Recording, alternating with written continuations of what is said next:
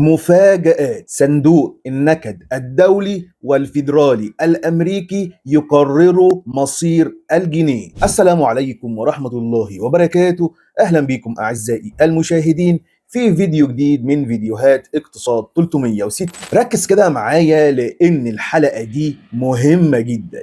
في حاجات بتحصل في العالم ولو فاكر إن مصر بعيدة عنها تبقى مش متابع كويس المشهد الاقتصادي، لان اللي هتسمعه النهارده في الفيديو ده هيغير مفهومك تماما في الاقتصاد المصري وهيقلب كل توقعاتك ويمكن يخليك كمان تراجع كل قراراتك المالية من اول وجديد. خليني اقول لك في الفيديو ده احنا هنتكلم عن الاحداث العالمية بموجز صغير علشان ما اطولش على حضرتك، وكمان المشهد الاقتصاد المصري.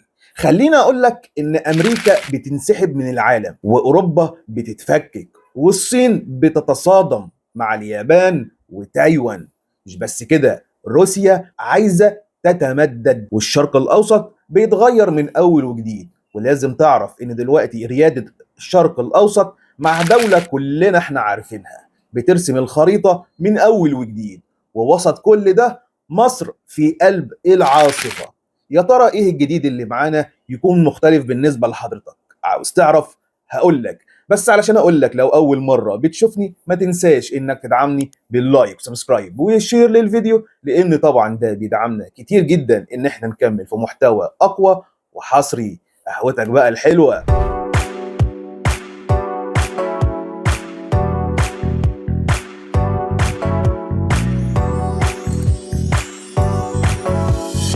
خليني اقول لك ان الحلقه دي مش مجرد تحليل، دي خريطه طريق جايه من كل كواليس ومشاهد الصحف الغربيه الدوليه. احنا رايحين على فين، وازاي العاصفه العالميه دي جايه لنا لحد عندنا، وازاي مصر تقدر تتعامل معاها، وازاي الموضوع ده ممكن يرفع او يهبط الجنيه، او يرفع ويهبط في التضخم كمان، بيفتح باب وبيقفل باب.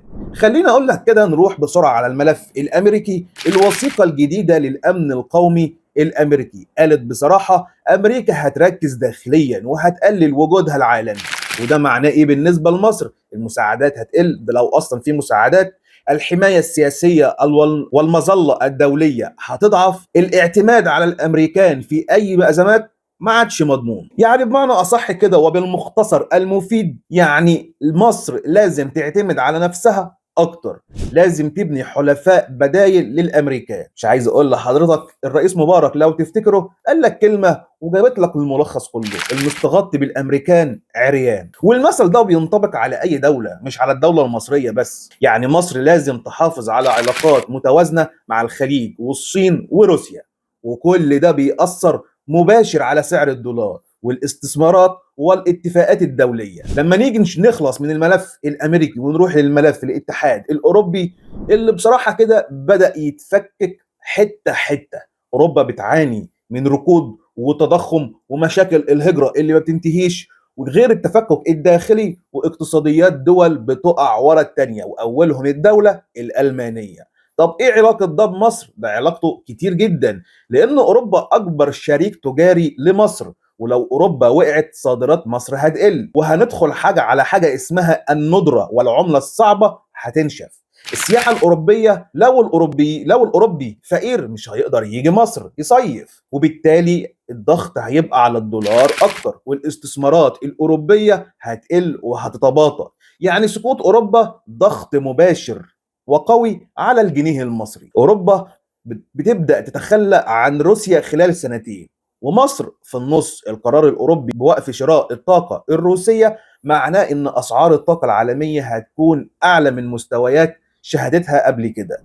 طب مصر هتستورد بقى ولا هتصدر؟ مصر بتستورد جزء كبير من احتياجاتها من الطاقة، وبتصدر غاز، بس مش بالقدر الكافي لتعويض الفجوة دي. يعني أي ارتفاع في الطاقة يعني زيادة تكلفة النقل، زيادة تكلفة الإنتاج، زيادة في أسعار السلع، تضخم أعلى وضغط أكبر على الجنيه. الخليج ممكن يعوض؟ مش شرط، لأن الخليج له حساباته كده مع نفسه، ما حدش يقدر يمشيه لا يمين ولا شمال غير الأمريكان. لما تيجي تبص على الأمريكان لما بدأوا ينسحبوا من ملف الشرق الأوسط والصراع الإقليمي، الشرق الأوسط بعد الانسحاب الأمريكي بقى مفتوح، بقى مليان صراعات، في نفوذ أكبر لدول ملهاش أي لازمة على الخريطة، قوة إقليمية بتجرب نفسها بتفرض نفسها على الناس، وده بيخلق عدم استقرار في المنطقة، واقتصاد بيكبر وعدم استقرار، وده بيضغط على تحركات رأس المال، الاستثمار، سياحة، بورصة، عملة. كل ده النتيجة إيه بقى؟ مصر لازم تعمل تحالفات متعددة الاتجاهات علشان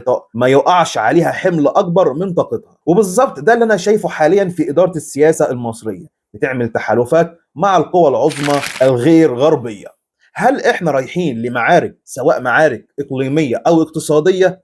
خليني أقول لك إن لو في معركة، أسعار النفط هتولع بقى خالص، القمح والزيوت دي هتطير الأسعار بتاعتها لفوق، الدول المصدرة هتحتفظ بالإنتاج بتاعها لنفسها وما عادتش هتصدر، الدول المستوردة هتنضغط، يعني هتبقى عندها احتياجات ومش عارفة تجيبها، ومصر من أكبر الدول المستوردة للقمح. خلي بالك بس من النقطة دي وخليها معاك، هنحتاجها بعدين.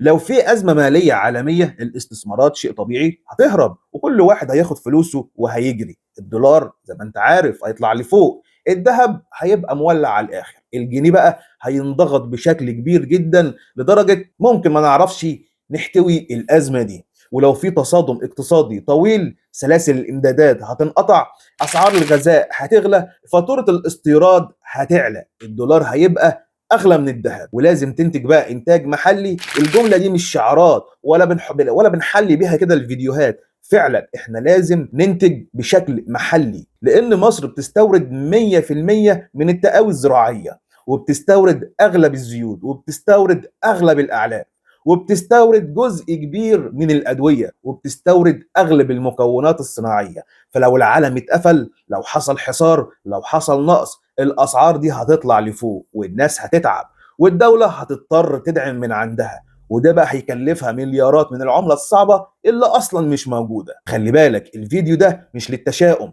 انا بوريك المشهد، لان كده في ناس تحس كده ان هم وقود البنزين، وقود النار، ساعة ما تحصل حاجة يلا يا مصر، يلا حرب يا مصر. هم مفكرين كده ايه الحرب دي كده، يلا هنجمع 3 4 رجالة وهننزل نخلص الخناقة في الشارع اللي ورانا. ما يعرفش ان الطلقة، انا ما بكلمكش بقى على دبابة ولا صاروخ ولا طيارة، انا بكلمك على الطلقة بفلوس. هم شايفين كده الامور عاديه، يعني تحس كده الناس ديت ايه، يعني ان شاء الله كده لما الناس كلها تروح للاخره، الناس دي هتبقى وقود النار. خليني اقول لك ان السنتين الجايين حاسمين للعالم ولمصر اكتر دوله. هتقول لي ليه سنتين اتنين؟ لان اوروبا امهلت نفسها سنتين تتخلى عن روسيا نهائيا بكل الصور وبكل الاشكال، ودي اكبر علامه ان في تغيير عالمي قادم.